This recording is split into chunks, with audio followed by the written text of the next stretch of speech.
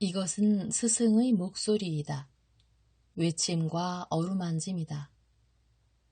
이 목소리가 회개하기를 원치 않는 사람들에게 말할 때에는 외침이 되고, 비록 불완전하더라도 하느님과 그분의 말씀을 찾아내려는 착한 뜻을, 하느님과 그분의 말씀을 찾아낸 다음에는 자기를 거룩하게 하려는 착한 뜻을 가진 사람들에게 말할 때에는 어루만짐이 된다.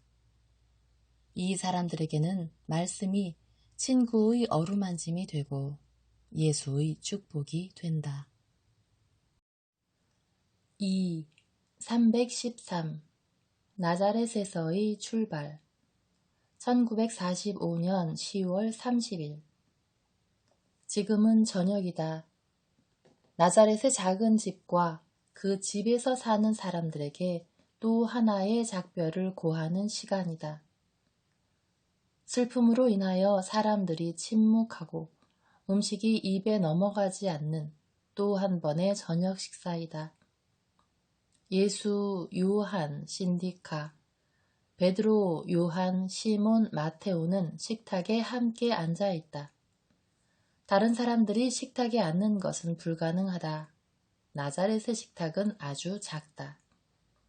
의인들의 소가족에게 딱 맞게 만들어진 식탁이어서 기껏해야 나그네나 애통하는 사람이나 앉히고 음식보다는 사랑으로 기운을 내게 해줄 수 있는 정도의 식탁이다.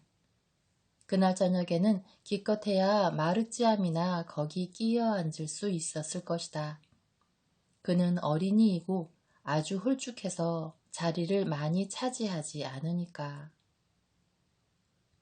그러나 그는 매우 심각하게 말없이 한 구석에서 폴피리아의 발 앞 작은 스툴에 앉아서 먹고 있다. 폴피리아는 마리아께서 앉혀주신 배틀 걸상에 앉아서 온순하고 말없이 받은 음식을 먹으며 울어서 빨개진 얼굴을 보여주지 않기 위하여 고개를 숙이고 앉아서 음식을 몇 입 삼키려고 애쓰는 곧 떠날 두 사람을 동정의 눈길로 쳐다본다. 다른 사람들, 즉 알페오의 두 아들, 안드레아, 제베데오의 야고보는 부엌, 일종의 반죽통 옆에 자리 잡고 앉아 있다. 열린 문을 통하여 그들이 보인다. 복되신 동정녀와 알페오의 마리아는 자신들도 염려스럽고 슬퍼하면서도 모성적인 사랑으로 왔다 갔다 하며 이 사람 저 사람에게 음식을 가져다 준다. 마리아께서는 이 저녁에 유난히 비통한 미소로 그분께서 다가가시는 사람들을 어루만져 주시는데 반하여 덜 과묵하고 더 친근한 알페오의 마리아는 미소의 행위와 말을 곁들이고 상대에 따라서 한 번 이상 애무나 키스로 격려하며 이 사람 저 사람에게 각자의 필요와 임박한 여행을 위하여 가장 적합한 음식을 가져다 주며 먹으라고 권한다. 알페오의 마리아는 기진맥진한 데다 요사이 며칠 동안의 기다림으로 인하여 한층 더 야윈 요한에 대한 다정한 연민으로 자기 자신이라도 음식으로 줄 정도라고 나는 생각한다. 그녀는 그만큼 이 음식 저 음식의 맛과 건강에 이로운 특성을 찬양하며 그가 먹어야 한다고 설득하려고 애를 쓴다. 그러나 그녀의 모든 유혹에도 불구하고 요한의 접시에 담겨진 음식은 거의 수저도 되지 않은 채로 남아있다. 그래서 그녀는 아직 젖을 떼지 않은 자기의 아기가 자기 젖을 마다하는 것을 보는 어머니처럼 속상해한다.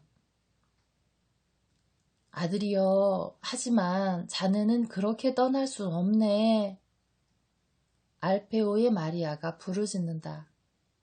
그녀는 자기의 모성적 사랑으로 요한이 자기와 거의 나이가 비슷해서 아들이라는 이름이 적합하지 않다는 것을 생각하지 못한다. 그녀는 그를 고통당하는 한 사람으로 밖에는 보지 않고 그래서 그를 위로하는 데 있어 이 단어밖에 찾아내지 못한다. 춥고 습한 밤에 빈속으로 저 흔들리는 마차를 타고 여행해서 자네에게 좋을 게 없네. 그 다음에는 이 소름 끼치게 긴 여행을 하는 동안에 자네들이 뭘 먹게 될지 누가 아나. 불쌍하기도 하지. 그렇게 먼 거리를 바다에 있어야 하다니 말이야. 나 같으면 무서워 죽을 거야. 페니키아 해안을 따라가다가 그 다음에는 훨씬 더 고약할 거라고. 게다가 분명히 선주는 필리스티아 사람이나 페니키아 사람 아니면 어떤 지옥 같은 나라 사람일 거고 자네들을 동정하지 않는 사람일 거야. 응? 자, 자네를 사랑하는 어머니 곁에 있는 동안 좀 먹게. 이 좋은 생선 한 조각만이라도.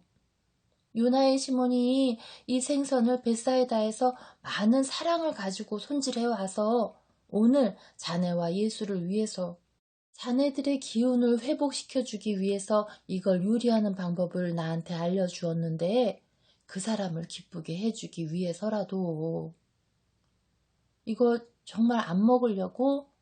아, 그래. 오, 자네는 이거 먹을 거야. 그녀는 부엌으로 달려갔다가 김이 무럭무럭 나는 죽이 가득 담긴 냄비를 가져온다. 나는 그것이 무엇인지 모르겠다.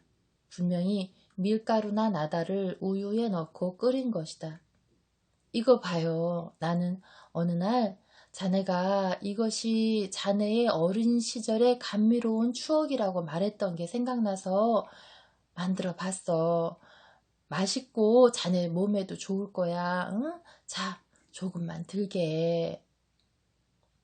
요한은 그 죽을 몇 숟갈 자기 접시에 달라고 해서 그것을 삼키려고 해본다. 그러나 눈에서 눈물이 흘러내려 그 음식에 짠맛을 더하는데 그가 고개를 숙이자 눈물이 더 흘러내린다.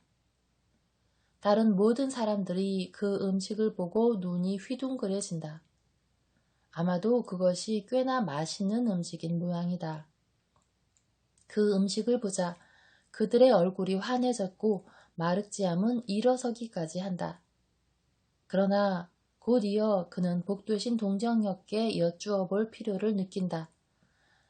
제가 이걸 먹어도 되나요?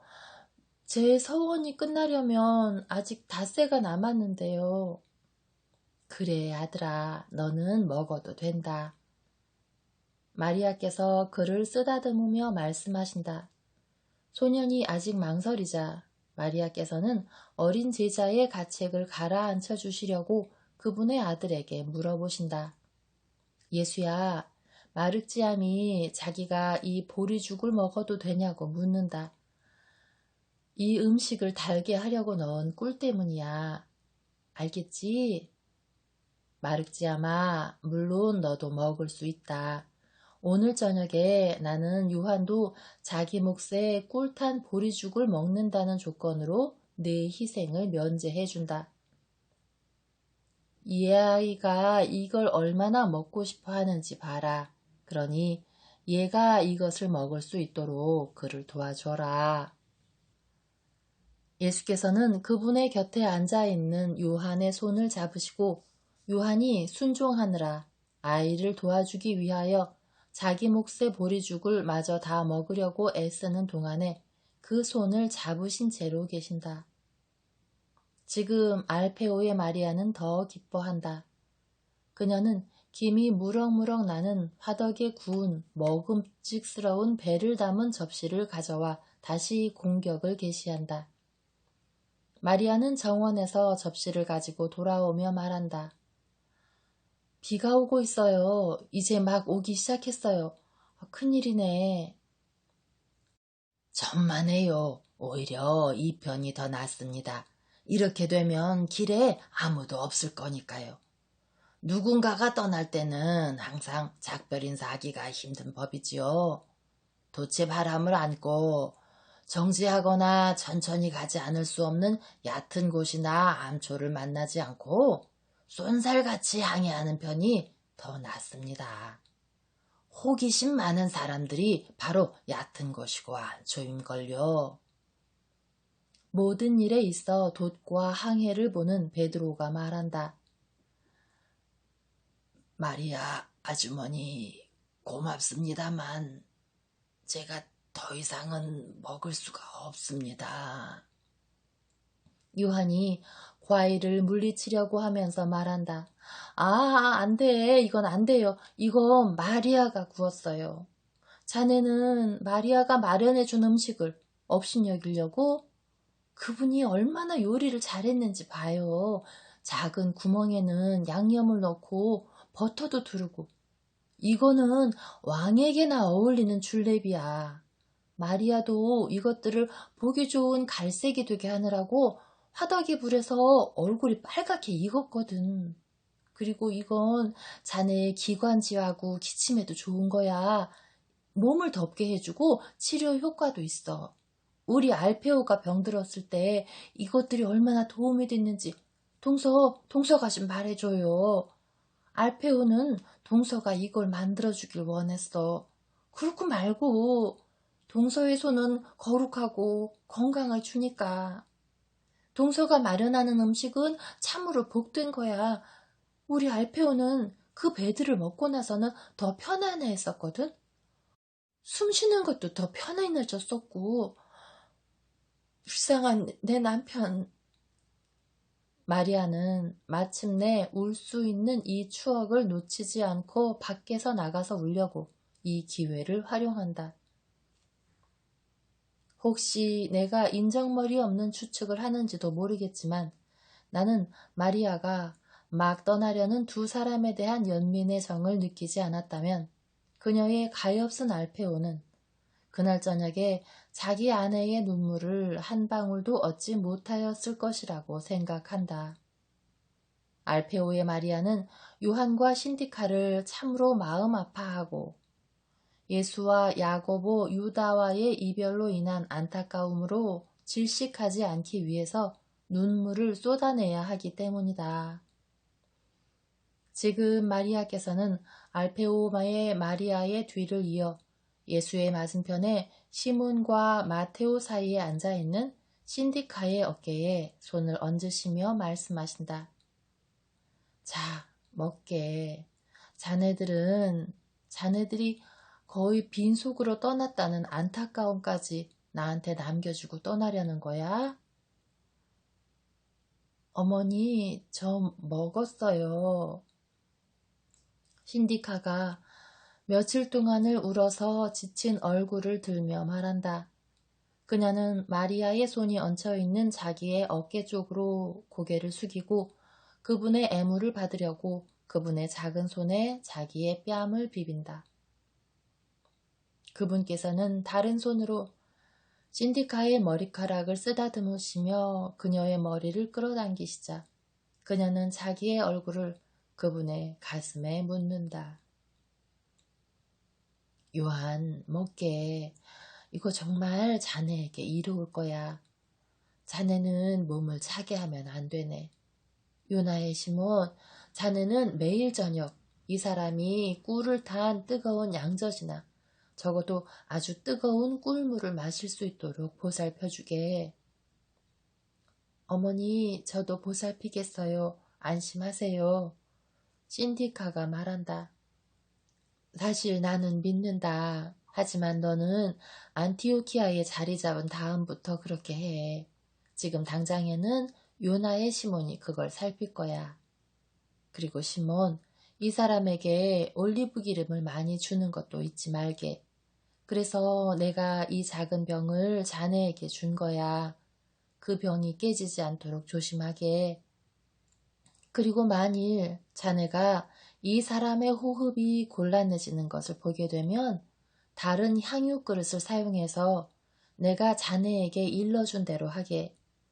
요한의 가슴과 양 어깨 그리고 허리에 바를 만큼 꺼내서 발라주게. 먼저 손을 대지 않을 정도로 연고를 따끈하게 한 다음에 그걸 발라주고 그 다음에 그 위에 내가 자네에게 준 모직띠를 바로 감아주게. 나는 그 특별한 목적을 위해서 일부러 그걸 준비했네. 그리고 신디카, 너는 이 향유의 성분을 기억해서 그걸 더 만들어라. 언제나 백합, 장뇌, 백선, 수지, 카네이션, 월계수, 쑥, 그리고 나머지 것들을 구할 수 있을 거야. 나는 라자로가 안티고니아의 약초밭을 가지고 있다는 말을 들었다. 그 밭들이 아주 훌륭합니다. 그것을 본 적이 있는 열성당원이 말한다. 그가 덧붙인다. 저는 아무 조언도 하지 않겠습니다. 그러나 저는 요한에게 안티오키아보다 그곳이 그의 영혼과 육신에게 유익할 거라고 말하겠습니다. 그곳은 바람을 막아주고 작은 야살 비탄에 있는 방향성 나무들이 있는 숲에서 가벼운 바람이 불어옵니다. 그 야산은 바닷바람을 막아주지만 이로운 바다의 소금기가 그곳까지 퍼지게 해줍니다. 그곳은 평온하고 조용한 곳이지만 거기서 평화롭게 사는 다양한 꽃들과 새들로 인해서 즐거운 곳입니다. 자네들 스스로가 어디가 가장 자네들에게 적합한 곳인지를 보게 될 걸세. 신디카의 분별력은 탁월하니까. 특정 문제들에 있어서는 여자들에게 의존하는 편이 더 나으니까요. 그렇지요. 사실 나는 내 유한을 바로 신디카의 양식과 착한 마음씨에 맡긴다. 예수께서 말씀하신다. 저도 그렇습니다. 엔도르의 요한이 말한다. 저는 이제 아무 기력이 없습니다. 그래서 저는 아무짝에도 쓸모가 없을 거예요. 요한, 그렇게 말하지 마세요.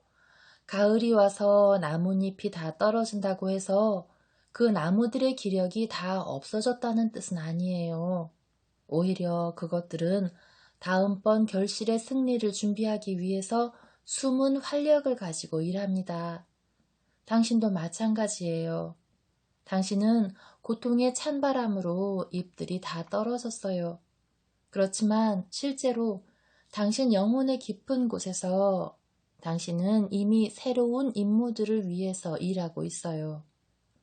당신의 고통 자체가 당신이 적극적이 되도록 박차를 가할 거예요. 저는 확실히 믿어요. 그렇게 되면 당신은 항상 예수님의 무언가가 되기 위해서 여전히 많은 것을 배워야 하는 가엾은 여자인 저를 도와주는 사람이 될 거예요. 당신은 나에게 무엇을 바라는 거요? 내가 할 수 있는 일은 아무것도 없어요. 나는 다 된 사람이요. 아니에요. 그렇게 말하는 것은 옳지 않아요. 죽어가는 사람만이 나는 끝난 사람이라고 말할 수 있어요. 다른 누구도 그렇게 말할 순 없어요. 당신이 더 이상 아무것도 할 일이 없다고 생각하세요? 당신에게는 어느 날 당신이 나에게 말한 것, 즉 희생을 완성하는 일이 남아있어요. 당신이 고통을 당함으로써 그것을 하지 않는다면 어떻게 그것을 할 수 있겠어요? 요한, 교사인 당신에게 현인들의 말을 인용하는 것은 어리석은 일이겠지만 나는 고르지아 드 레옹틴을 당신에게 상기시키겠어요. 그는 현세에서나 내세에서나 슬픔과 고통을 통하지 않고서는 속죄할 수 없다고 가르쳤어요. 그리고 나는 우리의 위대한 소크라테스도 당신에게 상기시키겠어요. 신이든 사람이든 우리보다 높은 분에게 불복종하는 것은 악하고 수치스럽다고 그는 말했어요. 그런데 옳지 못한 사람들이 내린 옳지 못한 결정에 복종하는 게 옳은 일이라면 지극히 거룩하신 사람이자 우리 하느님이신 분께서 주신 명령에 복종하는 건 어떻겠어요? 그것이 복종이라는 이유만으로 위대한 거예요. 그러니 거룩한 명령에 대한 복종은 지극히 위대한 일이에요. 저는 그 명령을 큰 자비라고 생각하는데 당신도 저처럼 그렇게 생각해야 해요. 당신은 당신의 삶이 그 종착지에 다가가고 있는데 정의에 대한 당신의 빚을 아직 다 갚지 못했다고 느끼고 있다고 항상 말하지요. 그런데 당신은 왜 이 깊은 슬픔을 당신의 빚을 청산하는 수단으로 여기지 않고 당신이 여전히 가지고 있는 짧은 시간 안에 그렇게 하지 않으세요? 큰 평화를 얻기 위한 큰 고통이요. 그 평화는 그 고통당할 만한 값어치가 있는 게 분명해요. 인생에 있어서 유일하게 중요한 것은 우리가 죽음의 시간에 이를 때 성덕을 가지고 있는 거예요. 신디카, 나를 격려해 주는군요. 부디 항상 그렇게 해줘요. 그렇게 할게요. 여기서 당신에게 약속할게요. 하지만 당신도 남자로서 그리고 그리스도인으로서 제 말을 들어주세요. 식사가 끝났다.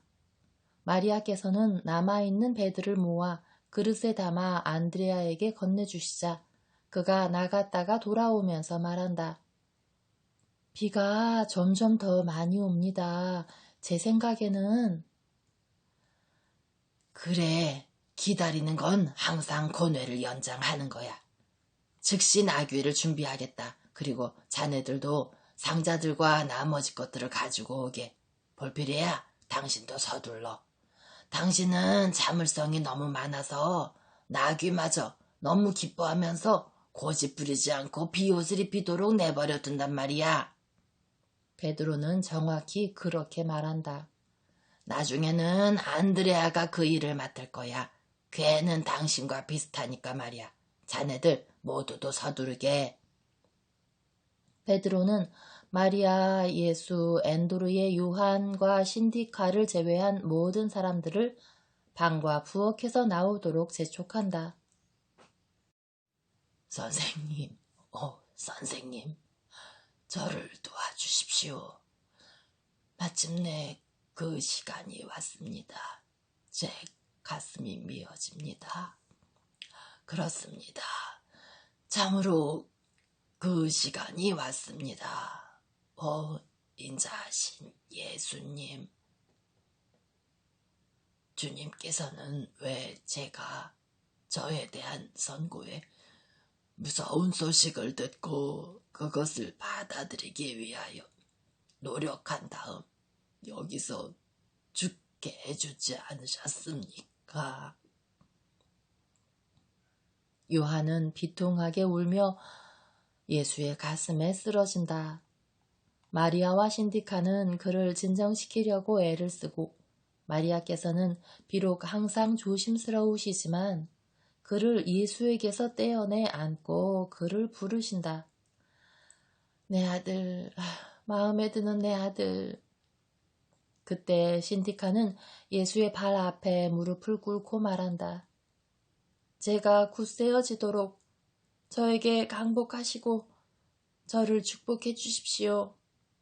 구세주이시고 왕이신 주님, 저는 여기 주님의 어머니 앞에서 제가 마지막 숨을 쉴 때까지 주님의 가르침을 따르고 주님을 섬기기로 맹세하고 약속합니다.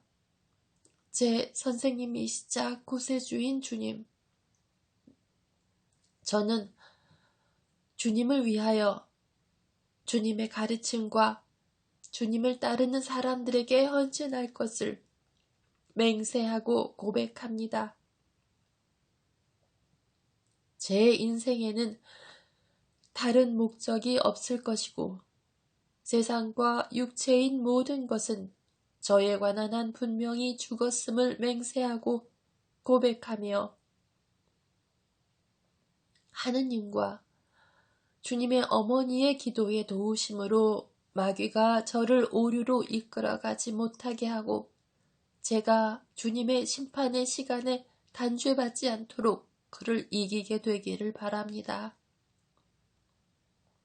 저는 유혹과 위협이 저를 굴복시키지 못할 것이고 하느님께서 달리 처리하지 않으시는 한 모든 것을 기억하겠다고 맹세하고 고백합니다. 그러나 저는 그분께 바라고 그분의 선하심을 믿습니다.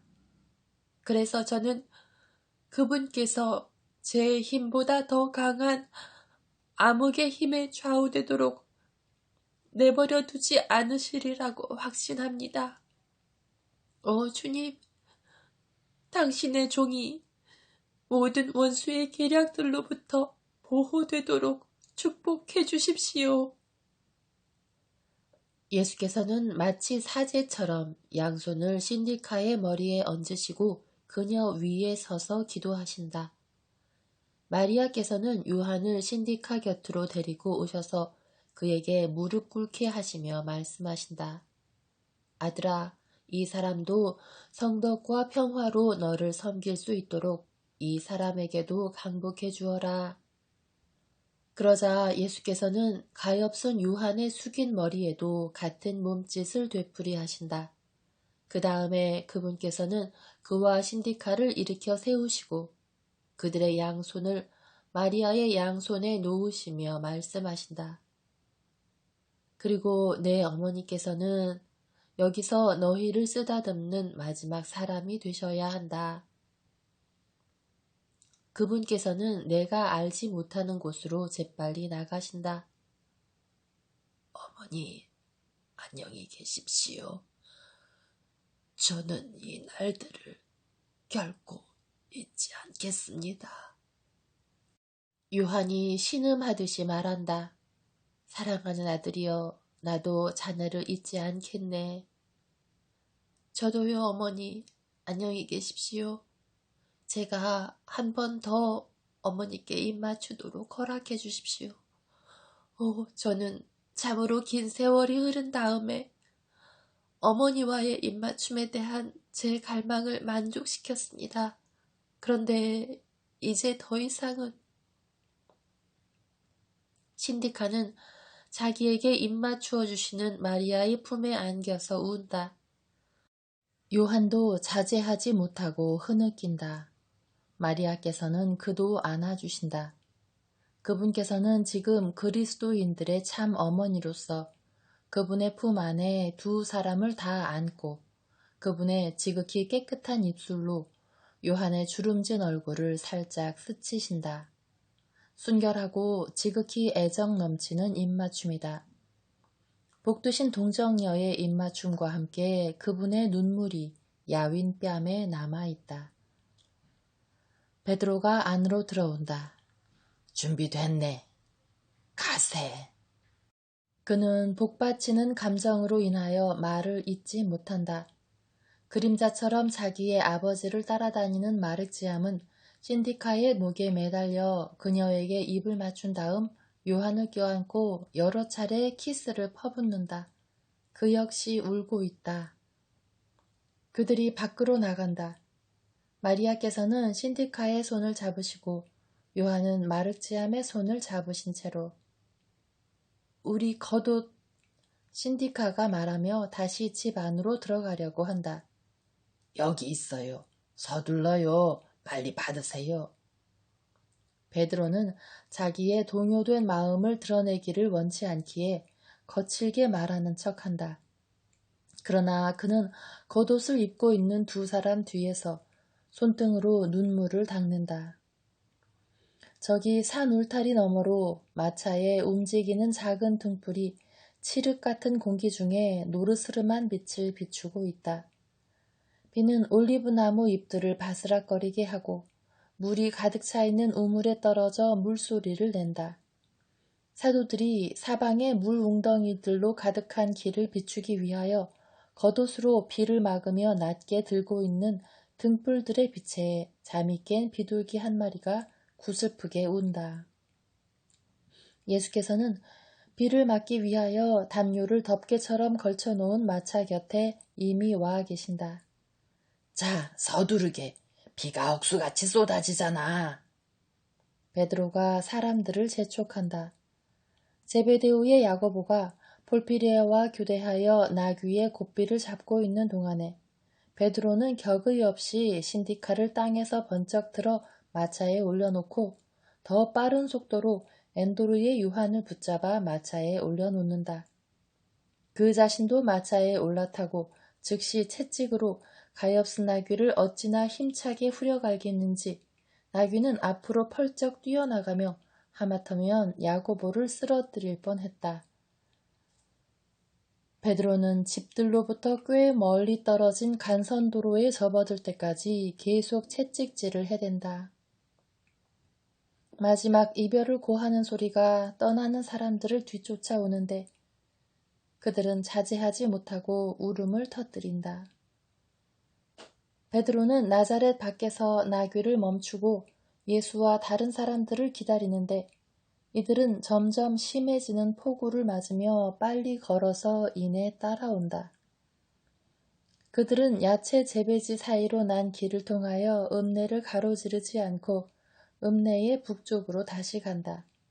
그러나 나자렛은 밤에 파묻혀 겨울밤에 차디찬 비를 맞으며 잠들어 있다. 내 생각에는 땅이 비에 젖어 있어 나귀의 발굽소리가 잘 들리지 않을 것이기 때문에 그것은 혹시라도 깨어있는 사람들에게도 들리지 않았을 것 같다. 그들은 무거운 침묵 가운데 앞으로 나아간다. 두 사람의 흐느끼는 소리만이 올리브나무 잎에 떨어지는 빗방울 소리에 섞인 채 들린다.